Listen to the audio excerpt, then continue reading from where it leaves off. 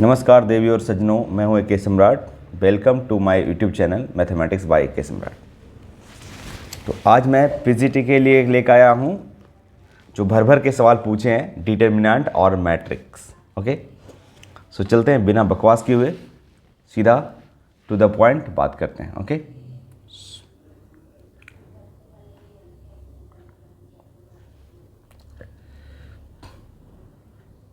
देखिए ये बोला है इफ़ द मैट्रिक्स, एक मैट्रिक्स दे रखा है पूरा।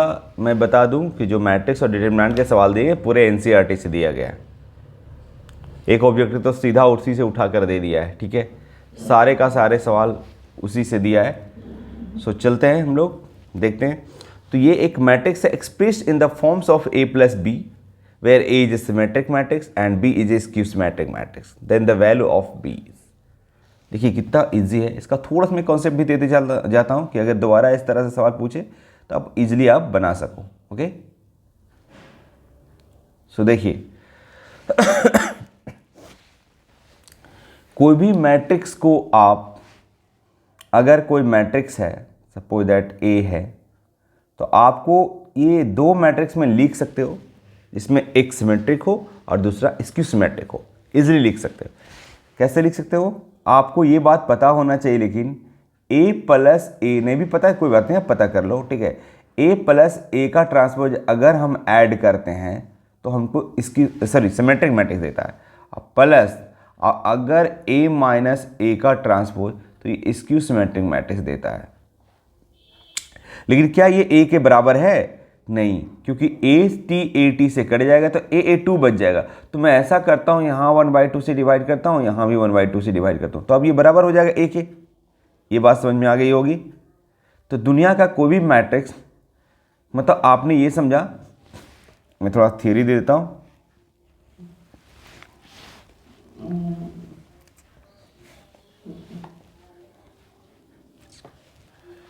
उसके बाद हम सवाल पे आते हैं। मतलब ये समझिए कि दुनिया का कोई भी मैट्रिक्स को आप लिख सकते हो, कोई भी स्क्वायर मैट्रिक्स को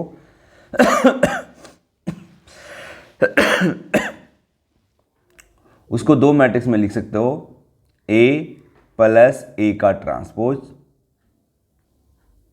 जो एक ये सिमेट्रिक मैट्रिक्स देता है। हिंदी आपका बगल में है कि उसको सिमेट्रिक मैट्रिक्स बोलते हैं। और प्लस अगर a माइनस ए का ट्रांसपोज अगर देखा जाए तो ये स्क्यू सिमेट्रिक मैट्रिक्स इसको बोलते हैं। इसको स्क्यू सिमेट्रिक मैट्रिक्स है, ठीक है। लेकिन ये a के बराबर नहीं हो रहा है, तो यहाँ पे अगर 1/2 मल्टीप्लाई कर लूँगा, यहाँ भी 1/2 मल्टीप्लाई कर लूँगा, तो स्केलर क्वांटिटी गुना करने से इसकी सिमेट्रिसिटी नहीं जाती है। ऐसा नहीं कि सर गुना कर दिया तो ऐसा नहीं कि सिमेट्रिक से अदर चीज़ हो, नो, ये सिमेट्रिक ही रहेगा। यहाँ भी हाफ से मल्टीप्लाई कर दिया तो ये पर भी इसकी सिमेट्रिक रहेगा। और ये दे रखा है, और हमारा ये जो मैट्रिक्स है यहाँ पे आपका जो कॉन्सेप्ट ये दे रखा है, ये दे रखा है कितना, 5 8 6।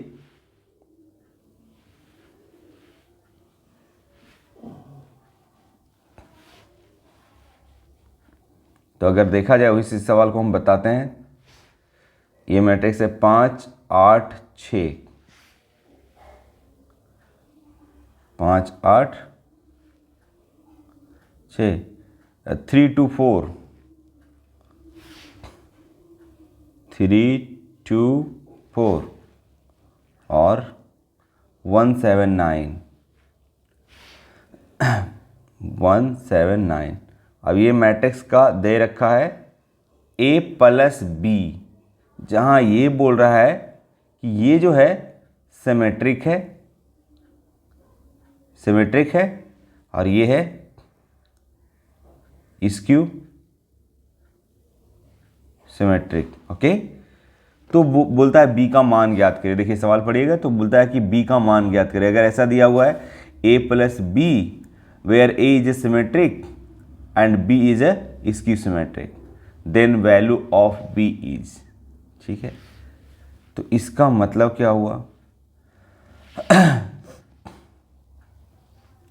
कि जो b होगा वो हमारा क्या होगा। हमने बताया ये बताया कि ये जो मैट्रिक्स है उसको आप दो मैट्रिक्स में लिख सकते हो, इसको और इसको ट्रांसपोज करके जोड़ के हाफ कर दीजिएगा तो ए मिल जाएगा।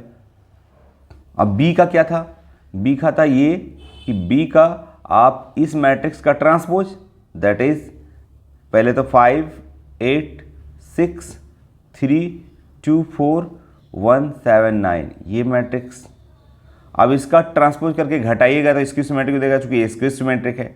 ठीक है, इसको घटाइए, सॉरी इसको ट्रांसपोज कीजिए तो 5 8 6 ट्रांसपोज का मतलब है कि पहली रो पहली कॉलम हो जाएगी, इसी तरह दूसरी रो दूसरी कॉलम, तीसरी रो तीसरी कॉलम। ओके, 3 2 4 1 7 9 तो ये मैट्रिक्स हो गया। ठीक है, इसकी ट्रांसपोज हो गई, घट गया, और इसमें हाफ मल्टीप्लाई हो जाएगा। क्या हो जाएगा, हाफ मल्टीप्लाई हो जाएगा। अगर देखा जाए तो हाफ मल्टीप्लाई कहीं कर दीजिए, क्या दिक्कत है ना।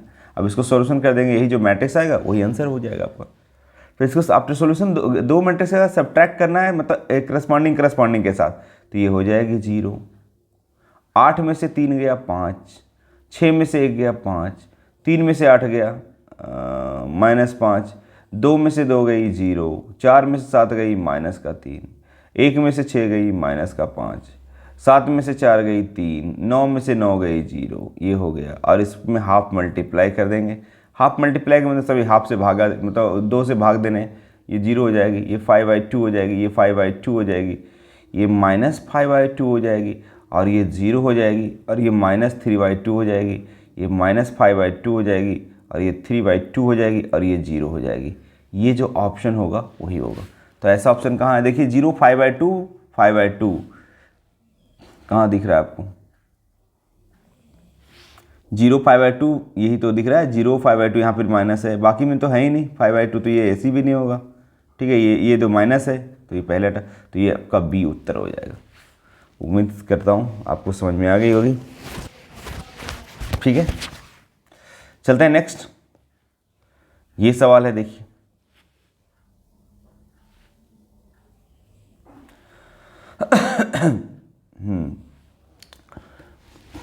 बोलता है इफ ए इक्वल टू दे रखा है इतना एंड ए प्लस ए का ट्रांसपोज इक्वल टू आई, मतलब मुझे दे रखा है कि ए और अगर उसका ट्रांसपोज कीजिएगा तो आपको आइडेंटिटी मैट्रिक्स मिल जाएगा।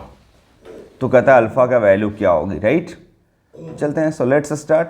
कॉस ए का कितना है वैल्यू हमारा, कॉस अल्फा, फिर है ये साइन अल्फा, फिर है माइनस साइन अल्फा, और ये है कॉस अल्फा।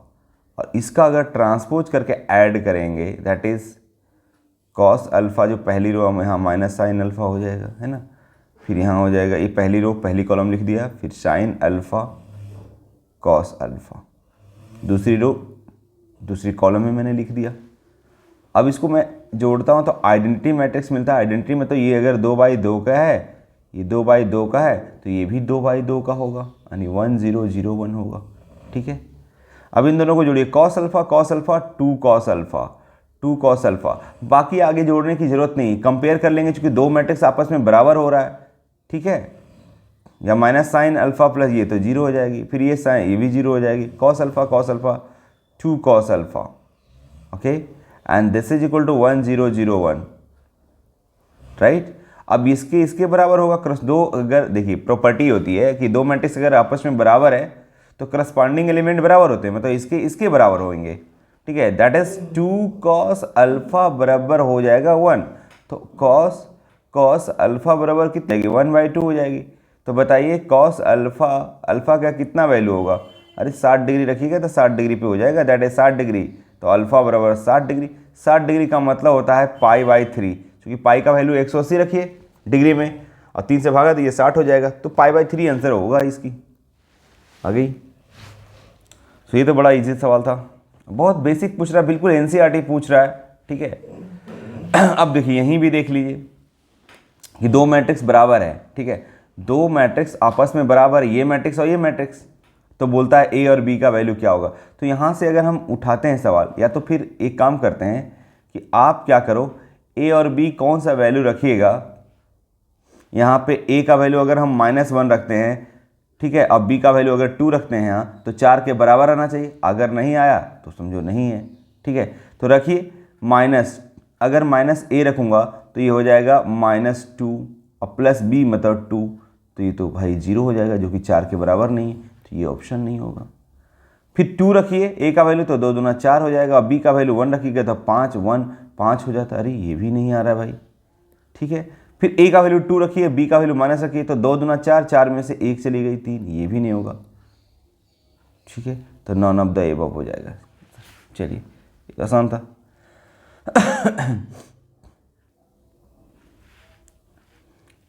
ये देखिए, कहता है a और b इतना है, तो कौन सा ऑप्शन आपका सही होगा?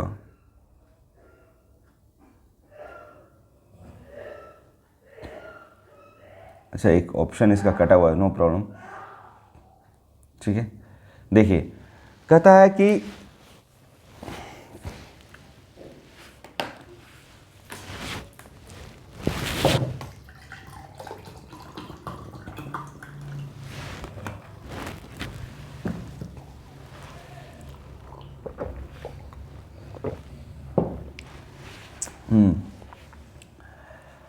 ए और बी दिया हुआ है, बोलता है कौन सा ऑप्शन सही होगा, ए बी बराबर बी ए या बी ए जो भी है। तो देखिए, दो मैट्रिक्स का मल्टीप्लिकेशन करने का मतलब सबसे पहले तो यहाँ देखना पड़ता है कि कितना बाई कितना का है, 2 बाई 2 का है, 2 बाई 2 का है, ठीक है। दूसरी बात, इसका कॉलम अगर ए बी हमको निकालना है तो ए के कॉलम और बी के रो के बराबर होना चाहिए, तभी ए बी एग्जिस्ट करेगी। बिल्कुल कर रही है क्योंकि बराबर है। अब हम ए बी निकाल लेते हैं। गुना करने का क्या नियम है? 1 0 0 2 3 0 0 4, दो मैट्रिक्स है ए और बी, दोनों को मल्टीप्लाई कर रहा हूँ। मल्टीप्लाई करने का क्या नियम है कि ये वाली रो इस वाली कॉलम में मल्टीप्लाई होगी, और पहला पहला के साथ, दूसरा दूसरा के साथ, अब ऐड हो जाएगा। तो 1 × 3 और 0 × 0, तो 0, तो 1 × 3 3 हो जाएगा। क्या हो जाएगा? 3 हो जाएगा। फिर यही रो इस वाली कॉलम में आएगी, तो 0 पहला है 1 × 0 और फिर ये, तो ये 0 हो जाएगी। फिर ये वाली रो इस वाली पहली वाली कॉलम में गुना होगी बारी बारी, तो 0 × 3 0 पहले एलिमेंट के साथ और 0। फिर इसका इसके साथ हो जाएगा 4 दूनी 8 हो जाएगा, ये इसके पहले वाली दूसरी वाली के साथ, पहली दूसरी वाली रो दूसरी वाली कॉलम के साथ 0 0 और 4 दूनी 8 हो जाएगा। यानी ये आ गया, ए भी निकाला। यानी आपको मल्टीप्लिकेशन बेसिकली आना चाहिए मैट्रिसेस का, ठीक है। अब हम बी ए निकालते हैं भैया, तो बी ए भी क्या होगा? 3 0 0 4 पहले लिखाएगा बी, ए में मल्टीप्लाई कर दिए 1 0 0 2, तो ये तो आप मल्टीप्लाई करके भी देख सकते थे, कोई इश्यू नहीं। ये वाली पहली रो पहली वाली कॉलम में होगी, तो 3 × 1 3 हो जाएगी, बाकी तो 0 हो जाएगी। 3 ये वाली इसमें आ जाएगी, तो 3 × 0 0 और 0 × 2 0, फिर ये 0 0 हो जाएगा, फिर ये आ जाएगा 8। देख रहे हो ना आप, ये दोनों बराबर है, यानी ए बी बराबर बी ए है। तो साफ हम लोग यहाँ पे पहला ऑप्शन में हम लोग चले जाएंगे, ठीक है। बन गया, मल्टीप्लिकेशन आनी चाहिए बेसिकली। अब यहाँ आइए, देखिए, if A and B are invertible matrices of the same order then the, कौन सा ऑप्शन सही होगा बेसिकली, ठीक है। तो मैं आपको प्रॉपर्टी देखिए थोड़ा सा इन्वर्स का बताता हूँ। प्रॉपर्टीज ऑफ इन्वर्स, ठीक है। देखिए, अगर आपको उससे पूछा है कि ए बी का इन्वर्स, ए बी का इन्वर्स, तो बी का इन्वर्स इंटू ए का इन्वर्स होता है इन जनरल क्या, अगर आपसे पूछे ए बी सी है ना, और भी जितना गुना रहे एक्स वाई जेड का इन्वर्स आपसे पूछ ले, आप उल्टा कर दीजिए, जेड का इन्वर्स, वाई का इन्वर्स, एक्स का इन्वर्स डॉट डॉट डॉट, सी का इन्वर्स, बी का इन्वर्स और ए का इन्वर्स, ऐसा होता है। तो देखिए, आपसे पूछा है ए बी का इन्वर्स किसके बराबर होगा? ए बी का इन्वर्स क्या पूछा है? ए बी का इन्वर्स है यहाँ पे, हाँ यहाँ ए बी का इन्वर्स, तो बी का इन्वर्स माइनस ए इन्वर्स, बस ये हो जाएगा, ठीक है। बाकी आप किसी तरह नहीं लिख सकते हो, ये तरीका लिख सकते हो। आ जाइए यहाँ पे, देखिए, बोलता है कि विच of the following statement is not correct, कौन सा इनमें से करेक्ट नहीं है, ठीक है। सिमेट्रिक के बारे में दिया, ए इज ए सिमेट्रिक मैट्रिक्स। अगर ए सिमेट्रिक होता है, ए अगर सिमेट्रिक होता है,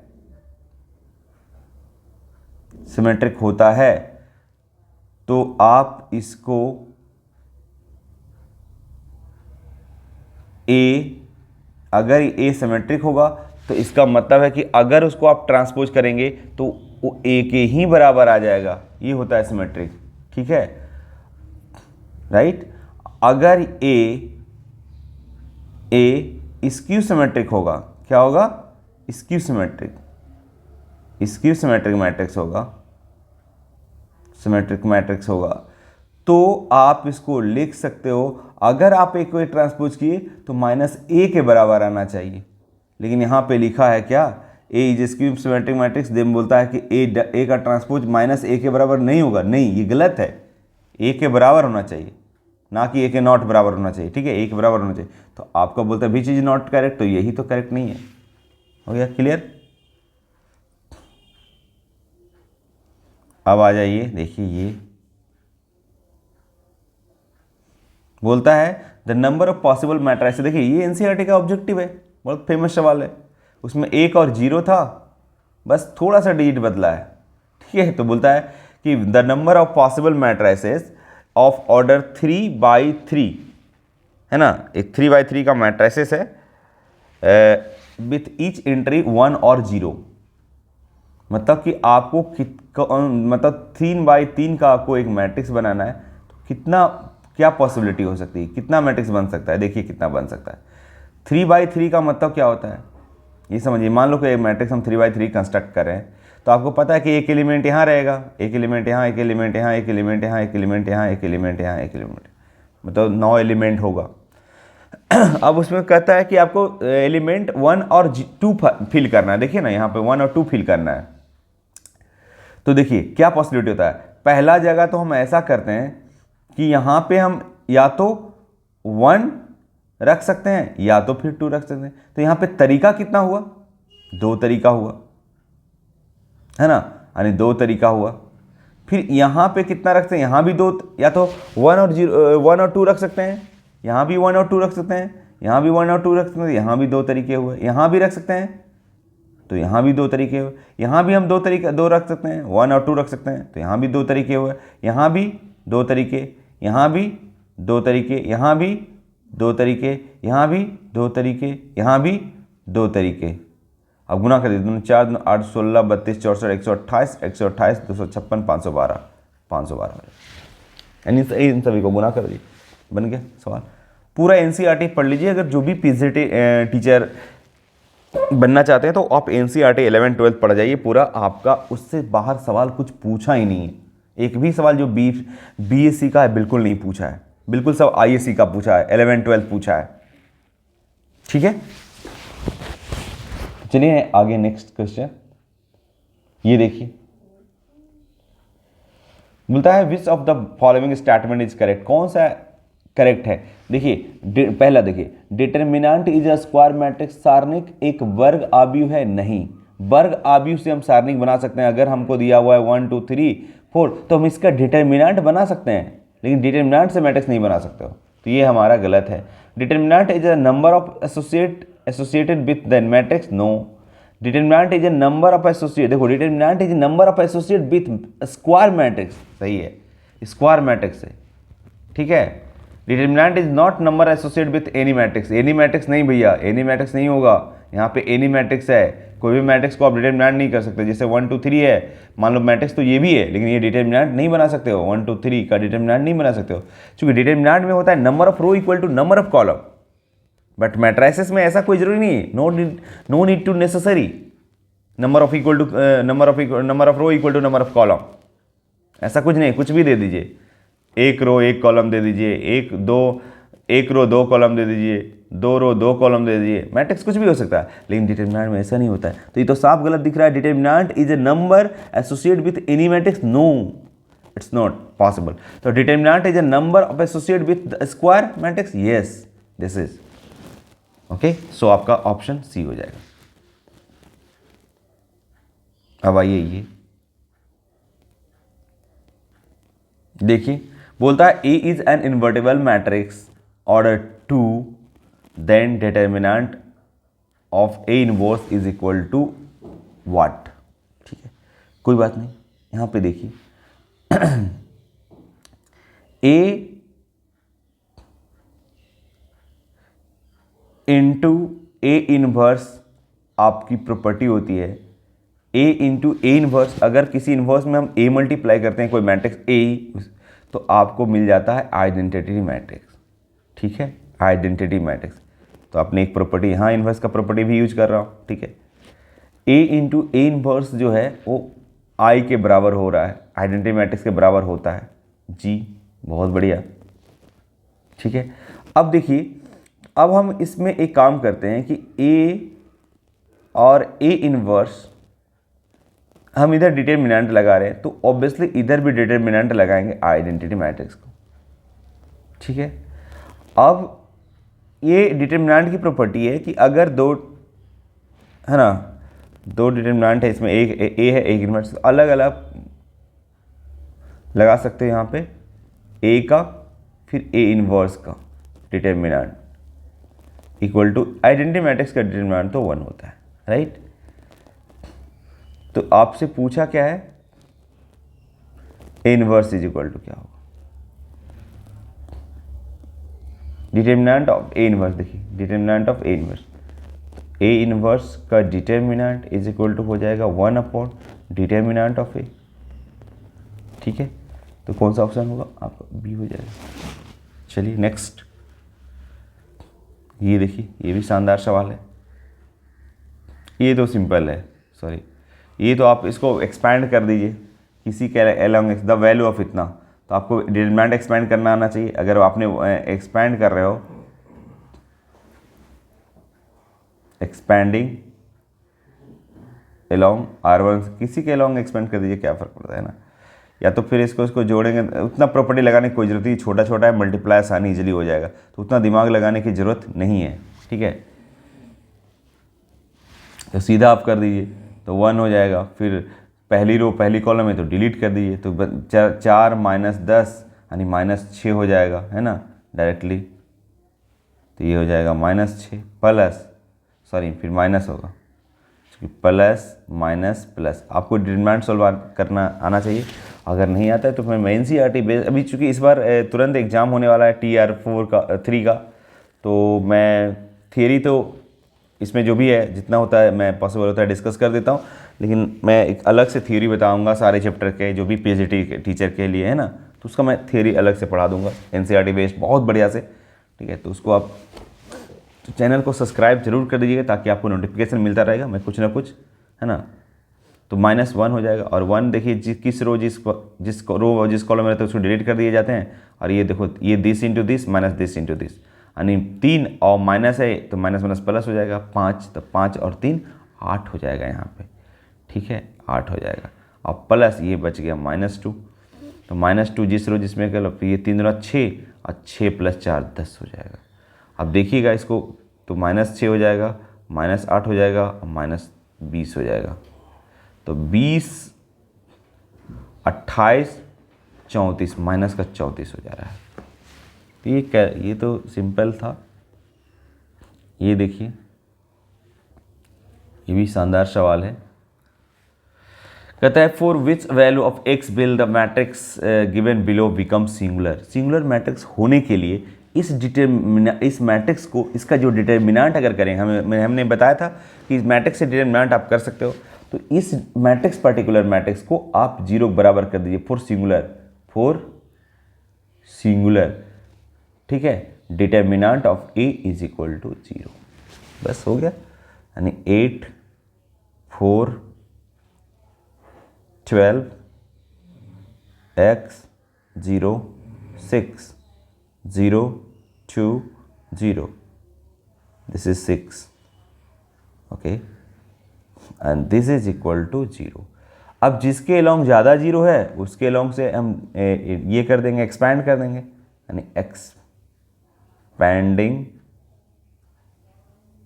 अलोंग, किसके अलोंग करें, इसके अलोंग ज़्यादा 0 है भैया, क्यों जीरो से, जिसके अलोंग जीरो रहता है आपको पता होना चाहिए कि डिटरमिनेंट जिसके अलोंग ज़्यादा जीरो होता है उसके अलोंग से हम लोग एक्सपैंड करते हैं, विस्तार करते हैं तो जल्दी हो जाता है ना। जल्दी क्या मतलब, ये तो लेना ही नहीं पड़ेगा, ये लेना ही नहीं पड़ेगा, सिर्फ ये लेना पड़ेगा है ना, एक्सपैंडिंग अलोंग C3, ये तीसरी रो कॉलम है ना। तो आप कर लीजिए ये, फिर हमको सिर्फ लेना क्या है, 2 लेना है, और 2 किस रो में है, दूसरी वाली रो में है, डिलीट करिए, तीसरी वाली कॉलम में है, और 2 का साइन देखना है, प्लस माइनस यानी माइनस होगा, ठीक है। तो बच गई क्या, 6 8 6 48 minus 12x is equal to 0। यहाँ से 12 कॉमन ले लीजिए, -2 गुने 12, तो यहाँ 12 चौक 48 माइनस एक्स इक्वल टू 0। तो ऑब्वियसली 4 माइनस एक्स, अब इतना तो आपको आना चाहिए, तो x बराबर आ जाएगी आपका 4 आंसर हो जाएगा।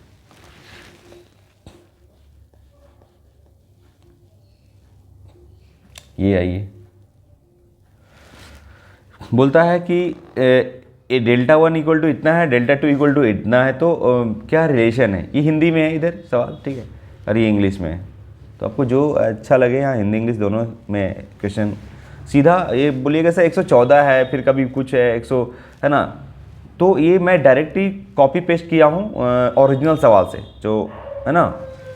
तो जिस नंबर में था उसी नंबर को मैंने छोड़ दिया, यानी जिस नंबर क्वेश्चन नंबर में था उसमें बुकलेट में था, क्वेश्चन बुकलेट में वही मैं नंबर लाया, उसमें नंबर में कोई चेंजिंग नहीं किया, ठीक है। आप जाएंगे क्वेश्चन देखेंगे 10+2 PGT का जो टीचर का हुआ वैकेंसी 2023 में जो एग्जाम हुई है, वो डायरेक्ट 114 में जाएंगे तो ये सवाल मिलेगा। ओके, सो चलते हैं हम लोग ये Δ2। अब देखिए ax प्लस by, और अगर हम देखें तो ये Δ1 है और ये Δ2 है। अगर हम Δ2 को हम देखते हैं, प्रयास करते हैं 1 1 लाने का इसी के जैसा।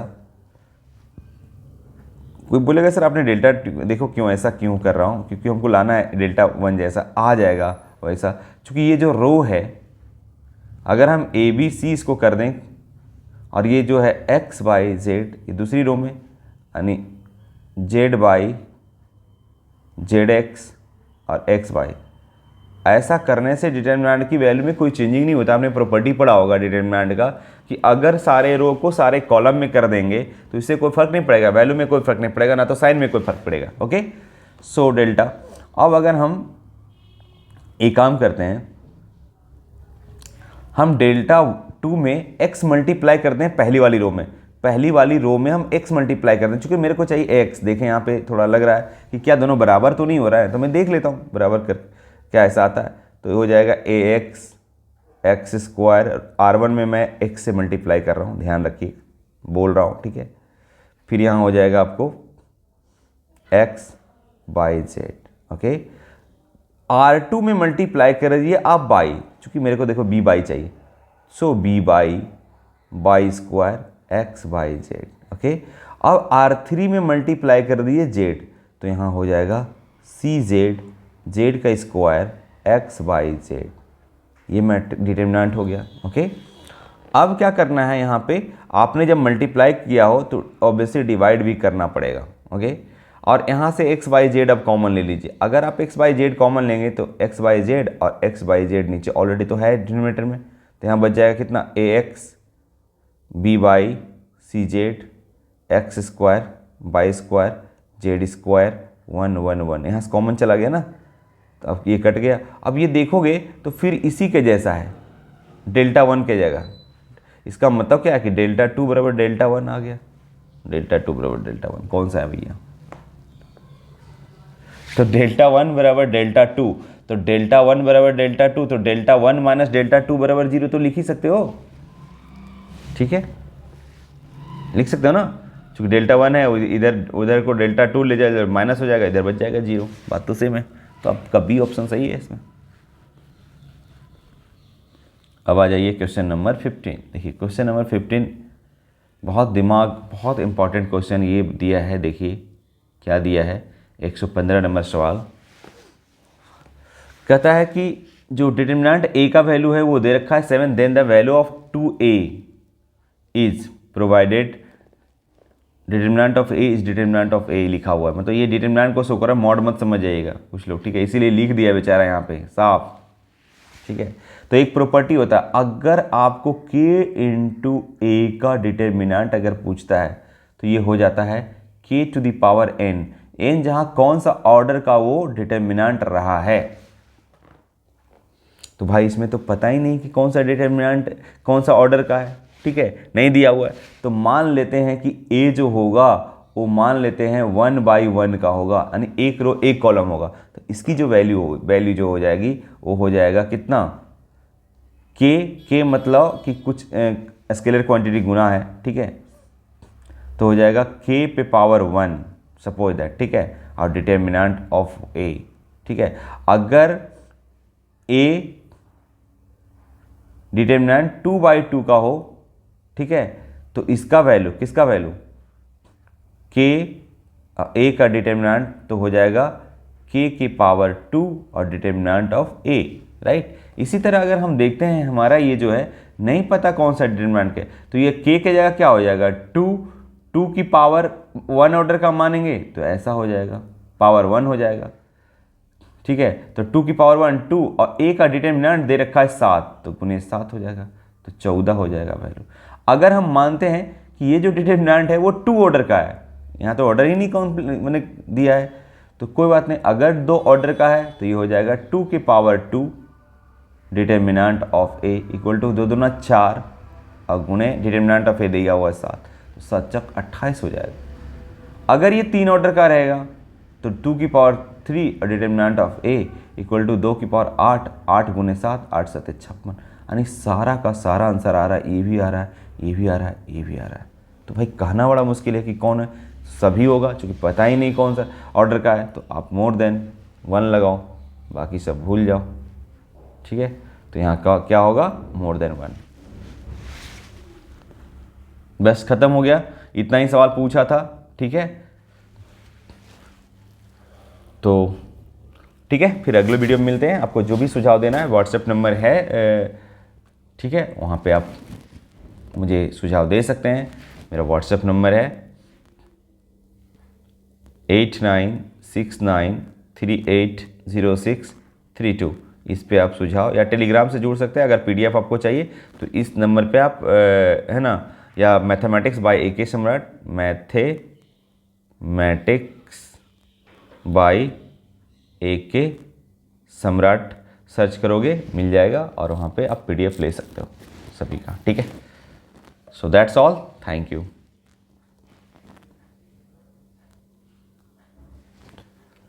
Bye bye.